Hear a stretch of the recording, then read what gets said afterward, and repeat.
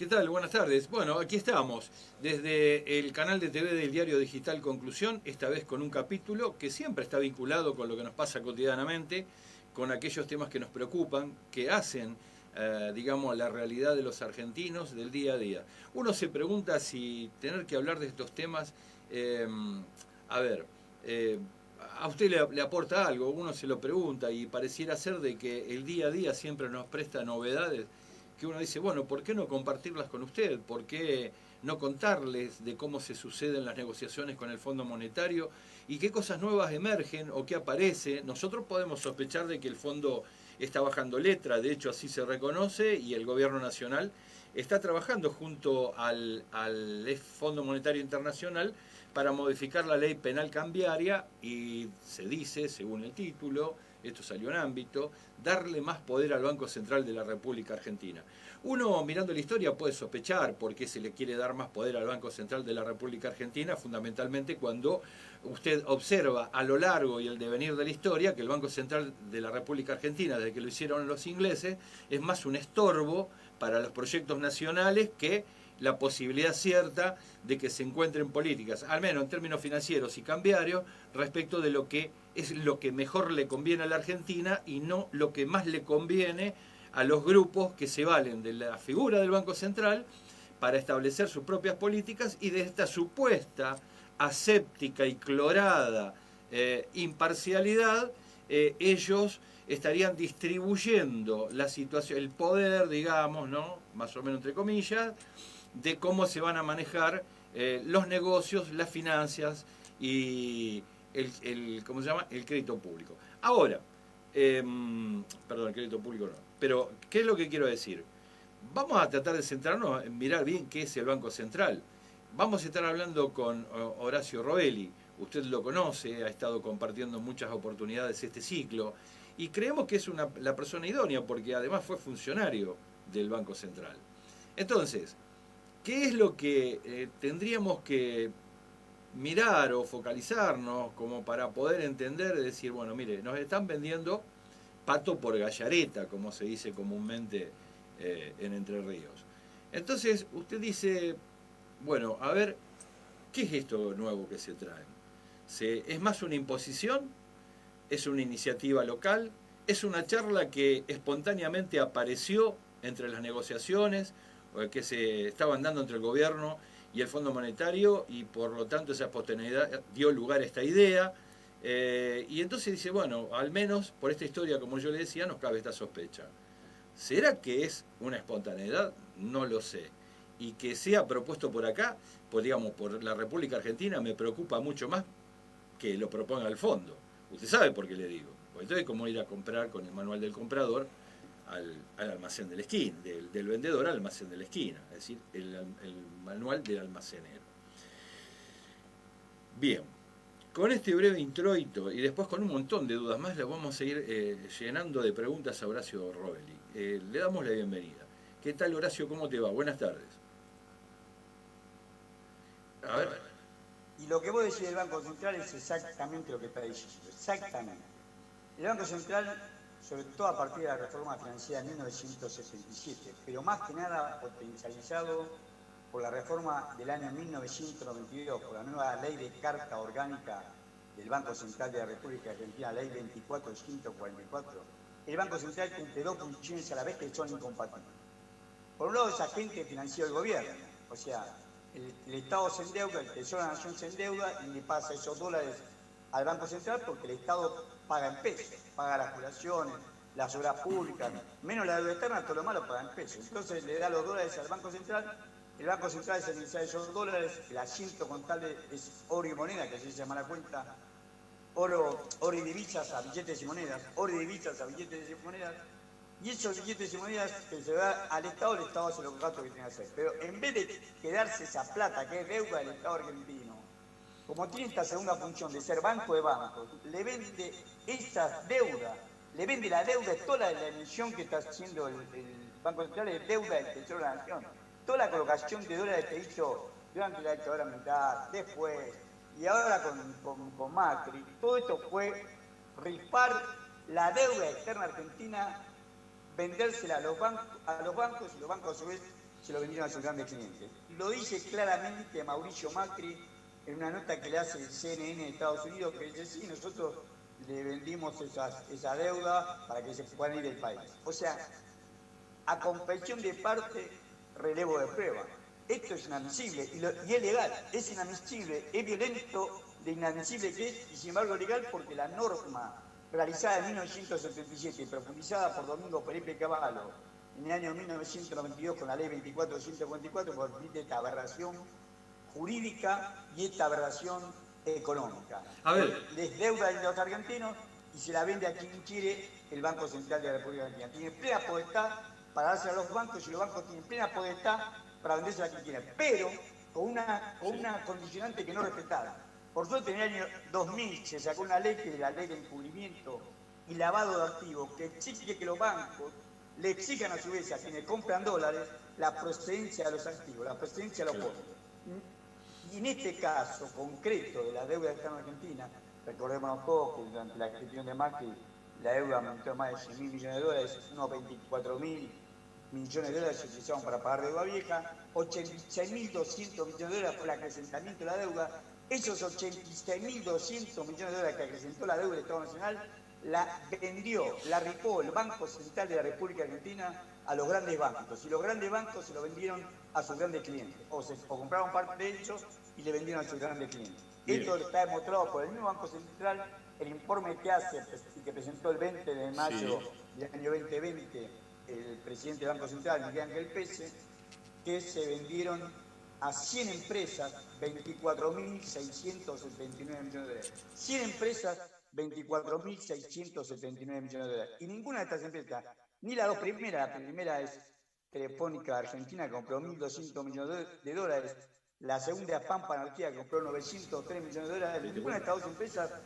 declaró en su balance sus utilidades ni siquiera por la mitad de esa suma, por supuesto menos pagó impuestos, por la mitad de esa suma. ¿Cómo hicieron para comprar 100 empresas, 24.679 millones de dólares? Esto es lo primero que tenía que haber investigado el Estado Nacional. Sí, seguro, Horacio, y de aquí se derivan, entiendo, dos preguntas. La primera para quien nos está escuchando, porque siempre suelen tratar de confundirnos en este sentido.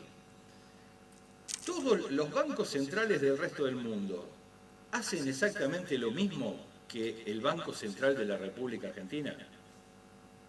No, los bancos centrales de los países pobres. Esta ley que hizo Cavallo es una ley que hace que tiene, por ejemplo, el Banco Central de Uruguay. En América Latina todos los países tenemos la misma ley, pero no funciona así para el Banco Central Europeo, que es el Banco de la Unión Europea, ni para la Reserva Federal de Estados Unidos. La Reserva Federal de Estados Unidos se endeuda el Tesoro, pero no la rifa la Reserva Federal. Esos dólares tienen que quedar incautados como si fuera un encaje que tiene la Reserva Federal sobre los Estados Unidos. O sea que esta condición de rifar las reservas internacionales es propia de los países pobres. Bien, ahora te quiero preguntar, a ver, acá se resuelve en la década del 70. En los países pobres, esta reforma se instauró con la ola de dictaduras que empezó en la década de los 70. Exacto. Y acá continuamos.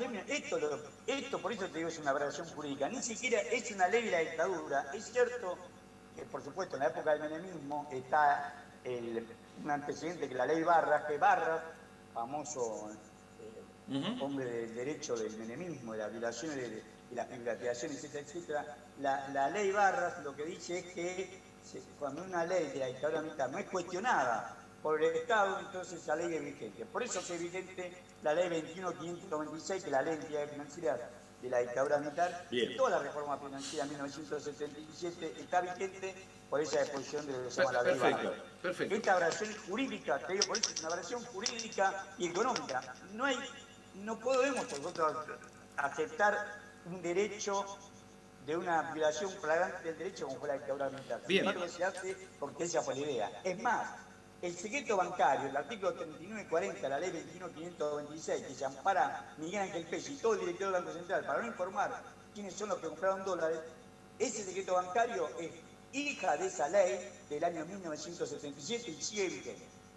Bien, en una época en la cual la internacionalización de la economía, donde había empresas transnacionales que compraban activos argentinos en la República Argentina, como también en el exterior, como también que corrieron a Bungibor de Europa y, digamos, ganó la pulseada Monsanto, como también, digamos, estos sectores que venían a instaurar este tipo de sistema financiero y de condicionamiento político.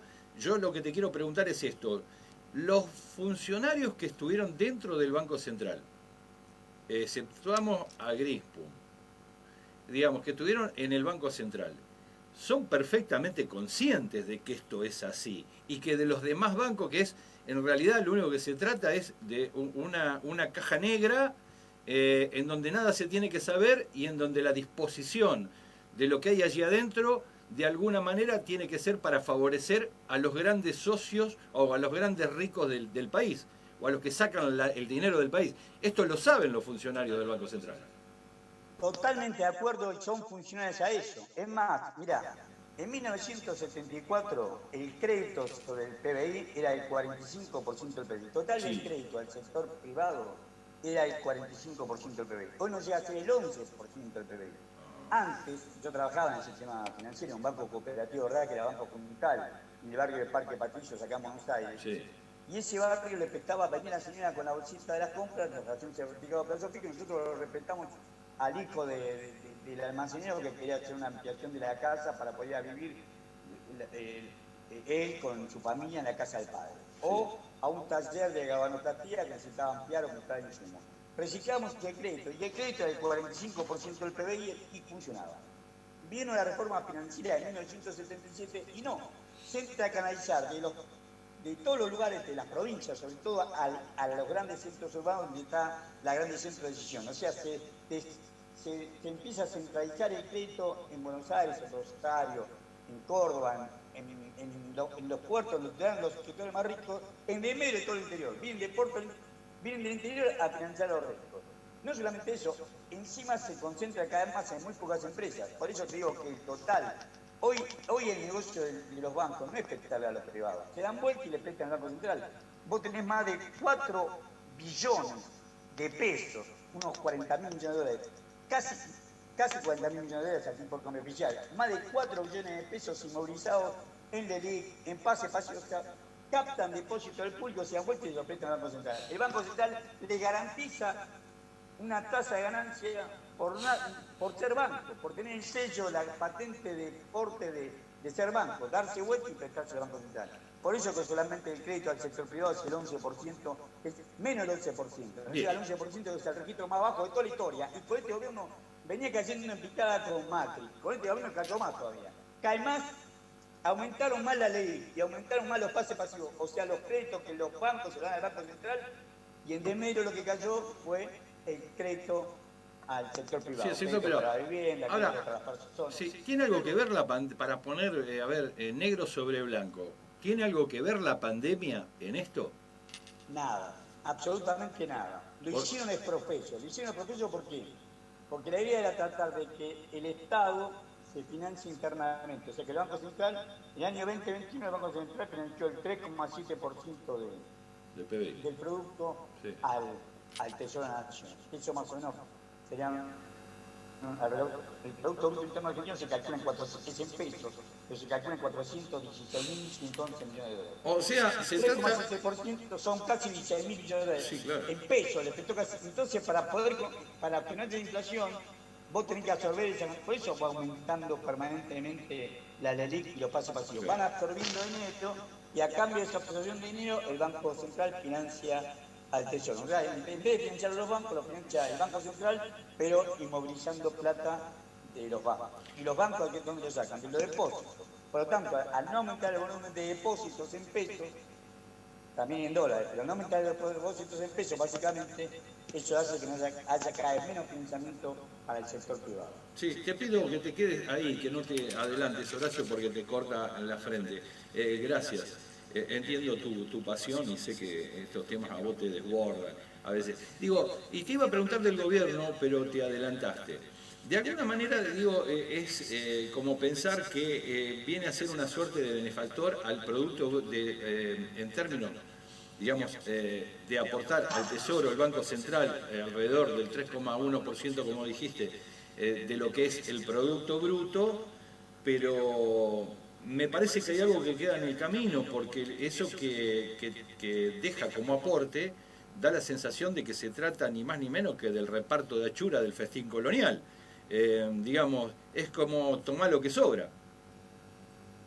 Exactamente, es así como decís vos. Digamos, lo único que garantiza que el Estado tiene dos formas de financiamiento, no puede financiarse afuera, entonces tiene forma de financiamiento colocando títulos públicos en el mercado interno y financiándose con los depósitos de los bancos. Los depósitos de los bancos lo hacen a través de esta intermediación que estamos contando. Captan depósitos, se lo prestan al Banco Central, los bancos particulares, los bancos privados, sobre todo los 10 grandes más, los 10 bancos privados más grandes, son los que tienen mayor volumen de depósitos, se lo prestan al Banco Central y el Banco Central financia el Tesoro Nacional. Sí. Y otra parte, colocación de títulos públicos. Bien. La idea era que un 60% del gasto público se financie con el Banco Central y un 40% con títulos públicos. Pasó que los títulos públicos se hicieron cada vez más, tasa más alta, y terminó el año, no digo yo, lo dice el Banco Central, terminó el año 2021 con que un 73% del gasto público lo financió el Banco Central y solamente un 37% se colocaron títulos públicos. Los títulos públicos son ajustados por inflación, porque son el CONSER, el C es el coeficiente de estabilización de referencia que se basa en el índice de precio del consumidor, o dólar Lincoln, ajustado por dólar oficial. O sea, si evaluás el dólar, bueno, todo este esquema que está funcionando, que viene funcionando, se acrecentó en la gestión de Alberto Fernández. Alberto Fernández triplicó la base monetaria, triplicó las inmovilizaciones del Banco Central, triplicó los pases pasivos. Hoy son 4 billones de pesos y cuando en diciembre del 2019 había terminado la gestión de Macri, no llegan a ser 1 billón de pesos. Y hoy superan los 4 billones de pesos. Es obvio que hay un desmanejo y que esto podría potencializarse cada vez más. Esa es la razón por la cual el Fondo Monetario Internacional pone la lupa ahí y dice, bueno, mira, este mecanismo lo pudimos hacer, pero ahora hay que reconvertirlo y ahora voy a contar con qué pretenden para reconvertirlo.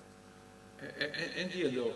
Ahora, a ver, ¿a qué le atribuís vos esta determinación? Porque yo recuerdo que hace 2 meses exactamente, yo no sé si fue a Vapra, bueno, un nucleamiento de bancos que se quejaba porque no tenía la rentabilidad que tuvo el año pasado. Y decía de que al primer trimestre te habían previsto de que no iban a ganar todo lo que ganaron. Bueno, pero en esta suerte de voracidad, digamos, y de angurria que tiene el sistema financiero a costa de la salud, del hambre de los argentinos, que se enancan ni más ni menos que la desgracia ajena o la desgracia del pueblo argentino y de sus trabajadores, como somos todos nosotros. La pregunta es, ¿por qué crees vos que se apela a convalidar este tipo de mecanismo? ¿Qué beneficio puede llegar a tener un gobierno si sabe que después, bueno, vamos a ver el 2023, como que siga así, no sé si va a seguir? Mirá, el beneficio es muy claro. Detrás de los grandes bancos privados están grandes fondos de inversión. Por ejemplo, BlackRock, no digo yo, BlackRock es el fondo de cobertura más grande del mundo. Si fuera un país, sería el tercer PBI, el tercer Producto Bruto Interno de la Tierra. Según Larry Fink, administra más de 7 billones de dólares. Recordemos que la Argentina produce, dijimos claramente, que el PBI en la Argentina es 416.111 millones de dólares. Ellos administran 7,5 billones de dólares. Sí. O sea, son 15 veces más grande que la Argentina. Bueno, este BlackRock, que es el principal acreedor argentino, tiene más de 2.000 millones de dólares de título de deuda externa argentina. BlackRock tiene amplia participación en el Banco Santander, que acá es Santander Río. En el Bilbao Vizcaya, los dos españoles tienen amplia participación en el capital. Tiene participación en el Banco Galicia, que él reconoce que tiene el 18,6% del capital del Banco Galicia. Y en el Banco Macro, son los 4 bancos principales por volumen de depósitos y a su vez por colocación del ELIC de pases pasivos al Banco Central. Entonces vos te encontrás, además hay otros bancos extranjeros, está el HSBC, el ICBC de los chinos, el Citi. O sea, vos tenés el Patagonia, que es el Banco Brasil, el 80% del capital del Banco Patagonia es el Banco Brasil. Tenés una fuerte tranquilización de la banca y una fuerte participación de capital extranjero. Es uno de los tentáculos que tienen ellos para ganar plata. Las otras son, por ejemplo, como estamos diciendo, esto de BlackRock, que tiene participación en estos 4 bancos, tiene participación en Glencore, que es un gran acopiador y comercializador de grano, se quedó con Renova, que era de Centini y Glencore, se quedó con Renova, que es la principal planta de industria y aceite de soja del mundo, la principal industria de aceite de soja del mundo.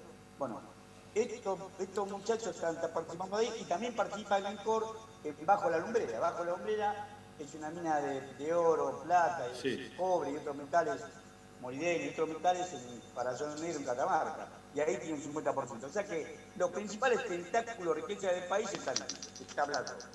En el capital financiero, en la acopio y exportación de grano y en la extracción de minerales valiosos.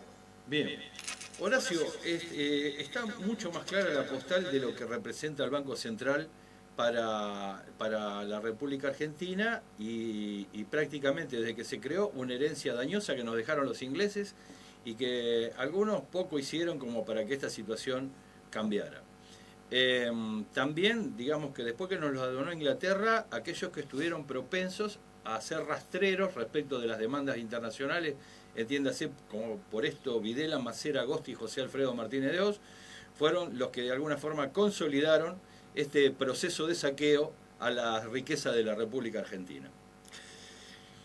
Cuando vos mirás qué es lo que se pide para el Banco Central, qué es lo que está de alguna forma de lo que trascendió, de lo que significa el preacuerdo, ¿vos ves que hay coincidencias en lo que se pide en el acuerdo con el andamiaje que se está armando en otros lugares de la economía nacional y que te genere sospechas? Por supuesto. Todo esto converge a un modelo extractivista agropecuario exportador. Todo esto está hecho, ellos consideran, los saqueadores consideran que Argentina, con perdón de los países africanos, es un país del África subsahariana. Entonces vienen, es más, esto que estamos contando, la función de Banco Central que está dando ahora el Fondo Monetario Internacional, es para liberar el tipo de cambio. Ellos van a decir, liberamos el tipo de cambio, vamos a tener la tasa de interés más alta que el dólar y el dólar se va a ir acompañando con la inflación. Se retroalimenta. O sea, la inflación nuestra se produce porque aumenta el dólar. Nosotros vendemos en el mercado interno al mismo precio que se vende en el mercado externo. Lo único que no internacionalizamos son los salarios, ni la jubilación ni las pensiones, pero todo lo más lo internacionalizamos. Entonces acá viene lo trágico de este sistema.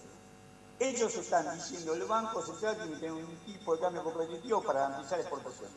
Nosotros tuvimos récord de exportaciones. El año pasado, el año 2021, no lo digo yo, lo dice CIARA, que la Cámara de Industria Aceitera de la República Argentina, y SEC, que es el Centro de Exportadores Cereales, que exportaron por más de 38.000 millones de dólares, récord de toda la historia de Argentina. Nunca se exportaron tantas toneladas de grano y de productos derivados de grano, harina, pellet, aceite, biocombustible, como se exportó el año pasado.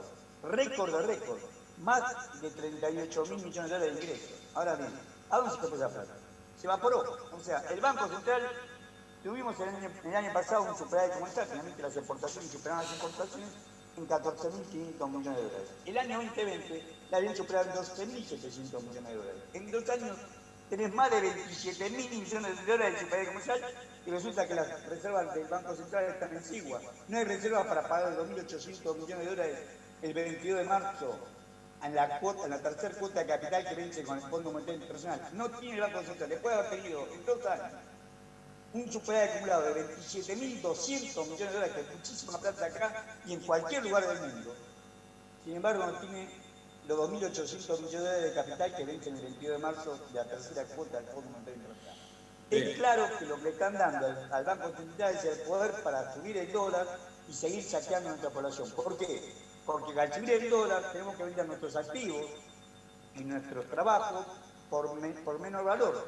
Ellos compran por la mitad lo que vale el doble. Y esto es el modelo de tranquilización que viene cumpliéndose este Macri, que lo viene cumpliendo Alberto Fernández, y que ahora se profundiza con este acuerdo, si se firma este acuerdo con el Fondo Monetario Internacional. Este acuerdo con el Fondo Monetario Internacional dice claramente que tiene que tener un tipo de cambio competitivo y que tenemos que aumentar el superávit comercial. Bien, esperemos. Aumentamos el superávit comercial y se fuga. Bien, yo sé que la capacidad de abstracción tuya es ilimitada, pero para bajarlo un poquito a la cotidianidad de aquellos vecinos que nos están mirando y que van a la verdulería, a la panadería, al supermercado, Digamos, en síntesis, esto significa un salario a la mitad de lo que podría ser cualquier salario expectable, precios internacionales, o sea, dolarizados, tarifas que no, a lo mejor no están dolarizadas, pero que están subsidiadas por el Estado sobre los impuestos que nos cobran a los prestadores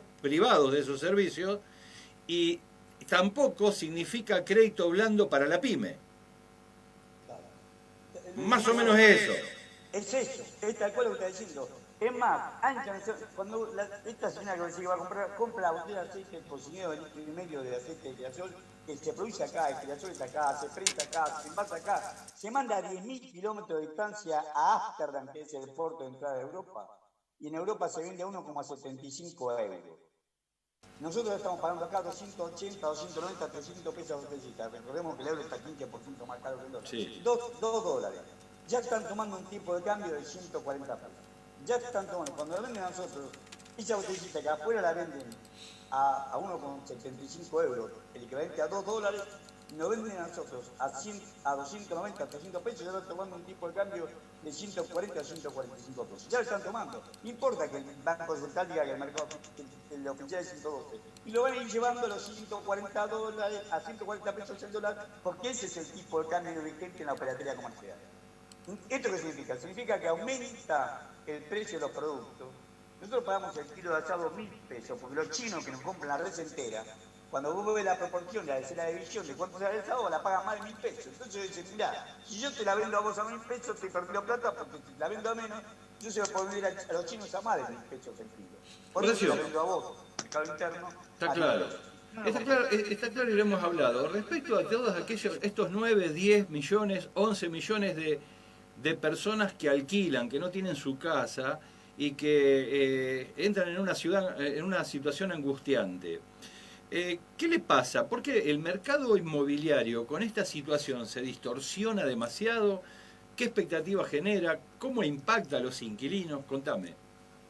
Lo que pasa es que en términos relativos el que tiene una propiedad pierde plata. Cuando se aumenta, a él también aumentan los precios del aceite, de la carne, de la verdura, de la ropa, de la electricidad, del gas. Entonces él se da cuenta que lo que está sacando por el alquiler de su propiedad es cada vez menos. Es una cosa perversa, porque a internacionalizarse los precios de consumo lo obliga a quien puede, él teóricamente tiene poder de tener la propiedad. Bueno, yo a menos esto no te lo alquilo. ¿Cuántos locales comerciales se han abandonado porque no pueden pagar el nuevo ajuste? Y no es que el tipo esté pidiendo la verdad, en la mayoría de los casos, está tratando de ajustar ese ingreso a los gastos que tiene él. Él dice, yo con 3 propiedades iría bien, y ahora tengo 3 propiedades, tengo 3 locales, y ahora vivo mal porque ni siquiera puedo pagar las cosas que tengo consumido. Bien, o sea que las cosas de consumo y luego aumentar el precio de la alquiler. Está clarísimo, o sea, digamos, una situación donde se profundiza el coloniaje nos aleja de aquella realidad donde se trataba de construir una Argentina lo más autónoma, independiente, desde el punto de vista político-económico o respecto de las grandes potencias.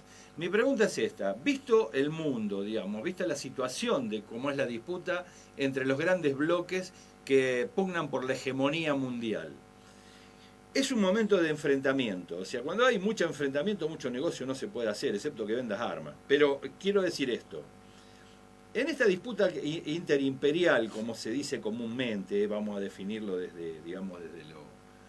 desde lo más básico, porque después esos que ganan van a tratar de imponer sus condiciones a aquellos que anteriormente eran explotados o saqueados por el imperio que se va.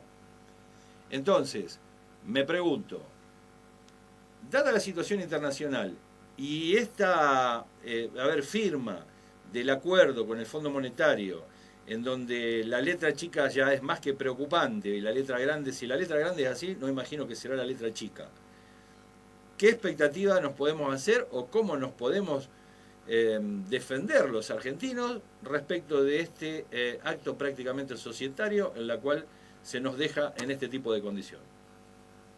Lo primero que se tiene que haber hecho, lo que dijimos al principio, querido Aldo, cuando comenzó la conversación, tendríamos que haber investigado a dónde se fueron los dólares de Macri. Lo dijo el 1 de marzo del 2020 el presidente de la República, cuando inaugura las sesiones ordinarias, que decía: nunca más vamos a permitir que el pueblo argentino pague una deuda que no tomó. vamos a investigar la deuda hasta las últimas consecuencias. Y no lo hizo. 2 años largos, o si querés, el 1 de marzo, para tomar el 1 de marzo, van a ser 2 años, y no hizo nada de nada. Pero no hizo nada del Poder Ejecutivo, no hizo la PIP, que es la Administración Penal y Ingreso Público, tenía que haberlo llamado a Marcelo Mínguez y decirle, ¿cómo hiciste para comprar 903 millones de dólares si en tu balance no declaraste ni siquiera la mitad de utilidad?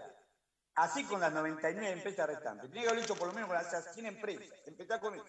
También lo tenía que haber hecho la Comisión Bicameral de Seguimiento de la Deuda, no hace nada, recién ahora le está pidiendo al banco, después de 2 años de dormir la siesta. Estos son los representantes del pueblo y de la provincia, los senadores y diputados de la Comisión Bicameral de Deuda. Recién ahora le están pidiendo al Banco Central la información y hay que ver si el Banco Central se la da. Teóricamente no se la puede negar, pero no sé qué artilugio van a armar para no dársela. Y el tercero es la justicia. Lo que pasa es que de la justicia nosotros no esperamos absolutamente nada. Recordémonos todos que el juez Jorge Ballestero convalidó la investigación que hizo ese patriota, un provinciano mío, tucumano, Alejandro Olmos. Sí. Investigó la deuda fraudulenta, una deuda también tomada de espalda del pueblo, una deuda fraudulenta que quisieron pagar al pueblo argentino, pero le dio la razón 18 años más tarde. Cuando vos, que sos abogado, sabés que prescribe a los 10 años. No me recibí. 18 años más tarde le dio la razón a Alejandro Olmos en la investigación de la deuda.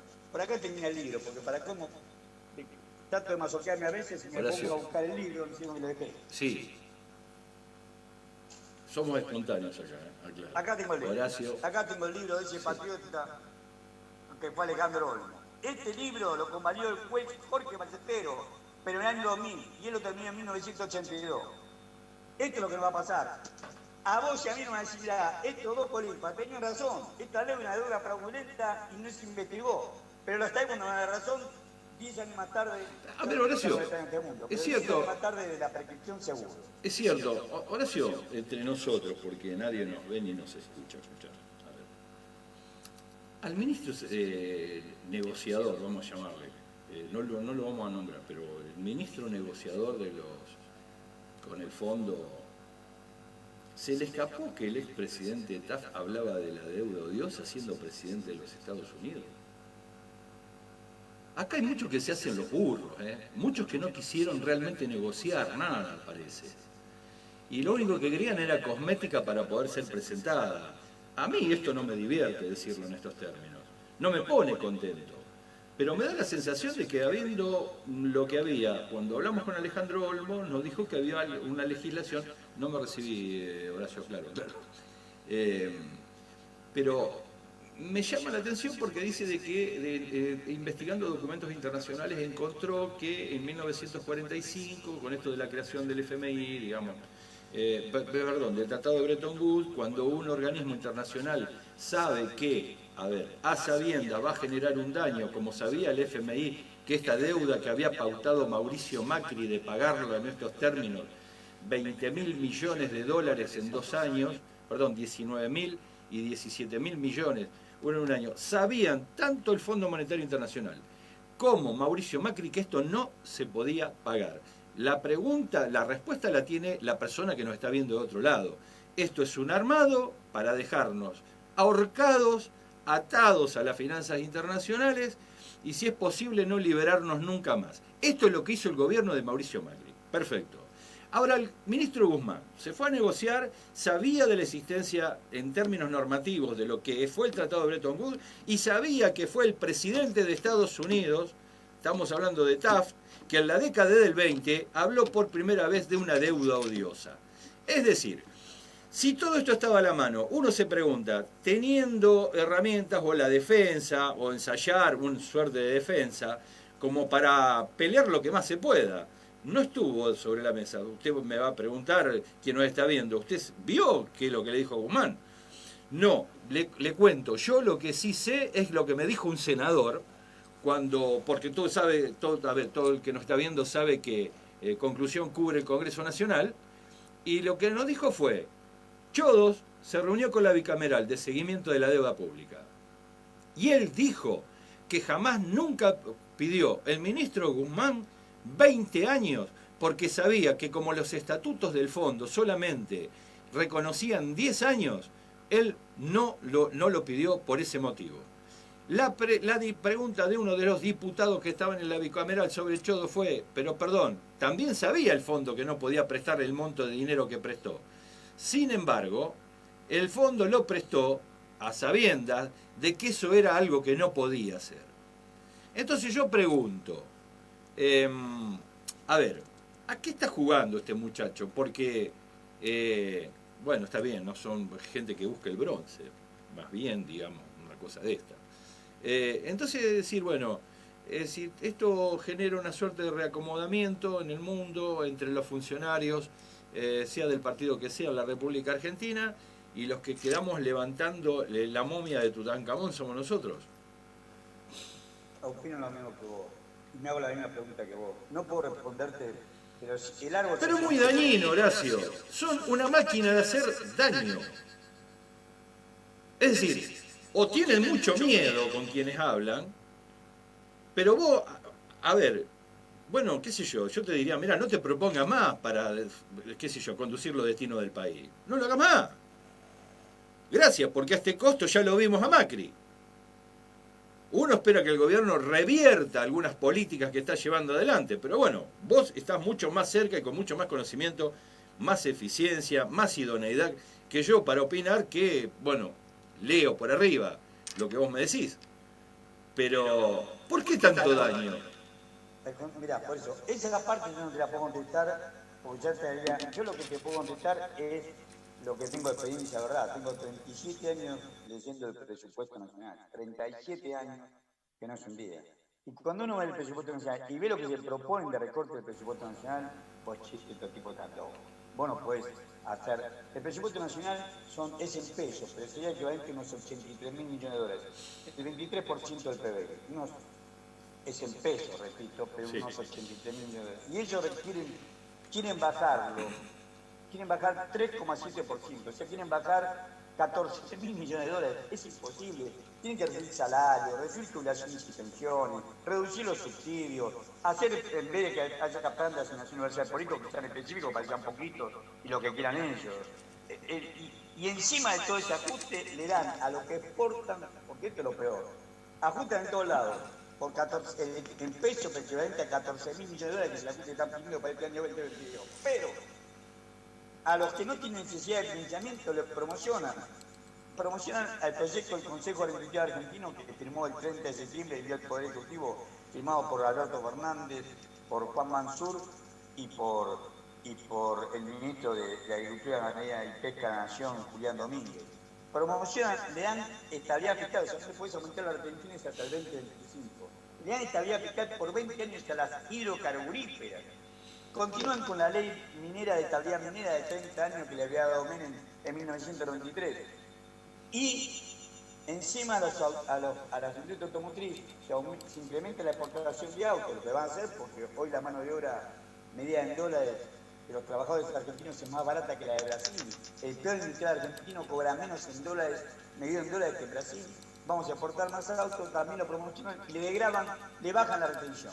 Entonces, no reducen el gasto público y encima el Estado, en vez de tener mayores ingresos por estos sectores que son los sectores de punta, con el pretexto que aumenten las exportaciones, aumenten los dólares, porque la idea es que traigan más dólares al país para pagar la deuda externa, aumenten el ingreso de dólares al país para pagar la deuda externa, se los degrava impositivamente. Todo esto es un zafarrancho, es incumplible y va a ser un final violento cuando el pueblo se canse y salga a la calle, porque vos te cansás cuando no le podás comer a tus hijos. Y ahí se acabó la historia. Y otra vez volvemos a repetir el ciclo de la Rúa y el 2001. Bien. Que estamos, digamos, caracterizando de alguna manera esta situación, ¿no? Que es lo que se está viendo. No se ve, hacer mucho run a las cámaras empresarias, que las que a futuro, si advierten de este mecanismo, saben que son las perdidosas en lo inmediato. Nosotros los trabajadores, hablaría de los productores, digamos, hablo de la pequeña y mediana industria, ¿no? Y yo no veo que haya algún entente que se plantee al menos para decirle, mire señores, acá va a pasar esto. Y lo cierto es que nuestro destino como pueblo, uno lo puede avisorar, ya lo vio en los últimos tiempos de Alfonsín, argentino yéndose a Ezeiza, lo vio al final de Menem, argentino yéndose a Ezeiza, al final de Macri, argentinos yéndose a Ezeiza, y ahora argentinos yéndose a Ezeiza. Yo no sé cuántos son los argentinos en la diáspora, por decirlo de alguna manera, o exiliados de una realidad. Lo que me preocupa es que si la democracia en este tiempo fue capaz de armar esta realidad, en la cual, producto de estas políticas económicas y las crisis, generaron tanta situación de exclusión del sistema que en algún momento, o hoy parecería ser, de que sería una suerte de lujo poder tener un laburito, un conchavo, como se dice en el campo, para poder mínimamente rasguñar algún peso para vivir. Pero con otro agravante, que si vos mirás, Horacio, fíjate vos lo que pasó hace poco, acá nomás, en el conurbano, como lo que pasa en Rosario, respecto de que el día anterior la vicepresidenta habló de que los fugadores se valen de los bancos lavadores de plata para poder convalidar el narcotráfico, y al otro día hay 20 muertos. Y entonces yo me pregunto, ¿cuántos hubo en Rosario los otros días? Y en el término de una semana hubo 17. Cuando vos sacás esta ecuación, decís, pero ¿cómo? Este fue el legado de Videla, Macera, Agosti, Martínez de Hoz, Menem, Mingo Cavallo, Macri, sus ministros de Economía, y ahora Guzmán. Y entonces vos decís, bueno, pero hay más muertos que cuando eran los enfrentamientos en la década del 70 por política. ¿Cuántos pibes jóvenes mueren hoy en la República Argentina? Hacía el año pasado había más muertos en Rosario que en Palestina. El número era más alto en un país que estaba enfrentado con un estado vecino. Entonces decís, ¿qué es lo que nos están dejando como heredad esta gente? ¿Administrar qué? Administrar México. ¿A dónde vamos con este planteo? Pero, a ver, lo digo así efusivamente porque uno se pudre de contar esta historia. A mí me lo contaba mi maestra de secundaria, después no fueron los profesores en la universidad. Y resulta que este mecanismo de repetición, de saqueo, si la Argentina no se agotó, no se terminó y no estalló, es porque todavía tiene riquezas para drenar. Porque si nosotros fuésemos un país centroamericano, esto era un baño de sangre hace 50 años atrás. Seguro. Y acaba de decir la frase por la cual todavía no llegamos a ese baño de sangre, porque todavía hay para repartir. Ahora vienen con nuestros recursos naturales. Mirá, han puesto como secretaria en Argentina Nación a una abogada de 33 años que se llama Fernanda Ávila, que era la ministra de Minería de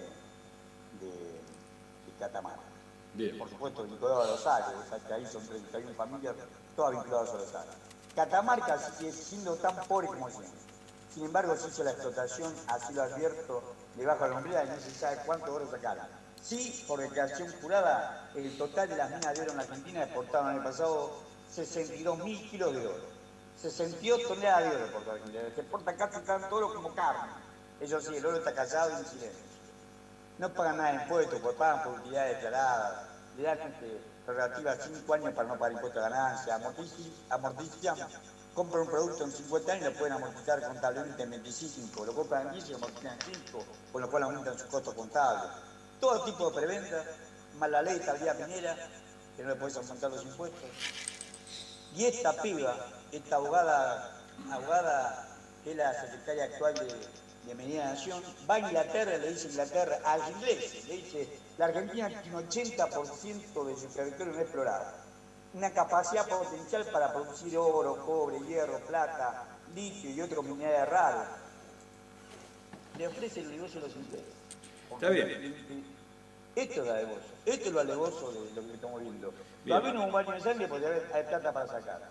Pero va a haber baño de sangre y van a seguir sacando nuestros recursos naturales. Horacio, como siempre, muchas gracias. Quiero decir algo, querido amigo. Me preocupa mucho. Me entristece, sé que el destino de algunos sobrinos míos no va a ser, si seguimos así, la posibilidad de que sigan en el país. Si es pelear, pelear para qué, no sé, nadie bosqueja un proyecto, algún modelo que uno diga, bueno, estamos en el camino de un proyecto de independencia, de disputa por los recursos, de retener a la materia gris que se forma acá y que allá digamos, la llevan a otros lugares, pero no se encargan de formarla. Entonces uno dice, bueno, ¿qué es lo que se puede esperar, ¿no? Con esta suerte de mercachifles y mercaderes, digamos, de la alegría de un pueblo. Entonces digo, mira, yo creo que muy poco.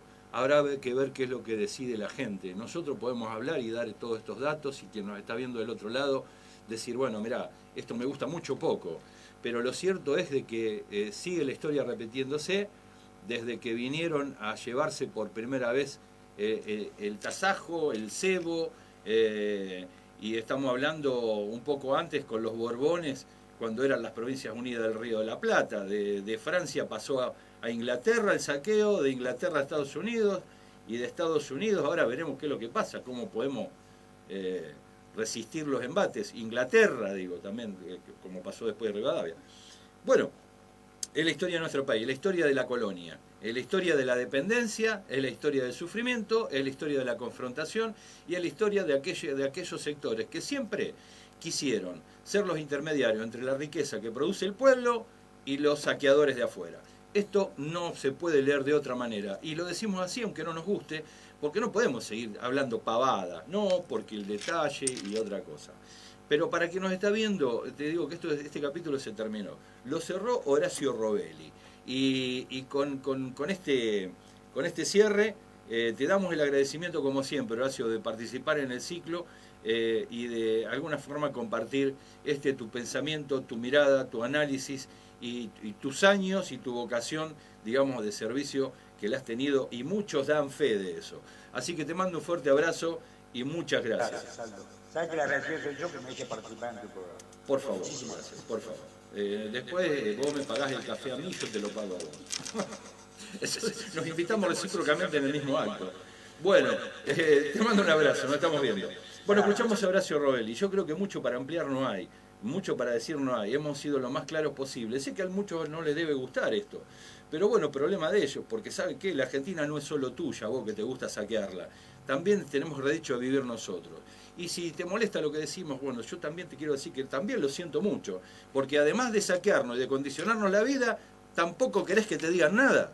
Y ya sabemos que si tenemos que salir a reclamar, nos van a venir con los palos como siempre. Pero esto es la historia de la República Argentina. ¿O dónde te pensaste que vivías? Cerramos el capítulo. Sebastián Moreno y Aldo Batizaco te dicen que nos encontramos en la próxima aquí, por el canal de TV del Diario Digital Conclusión. Chau.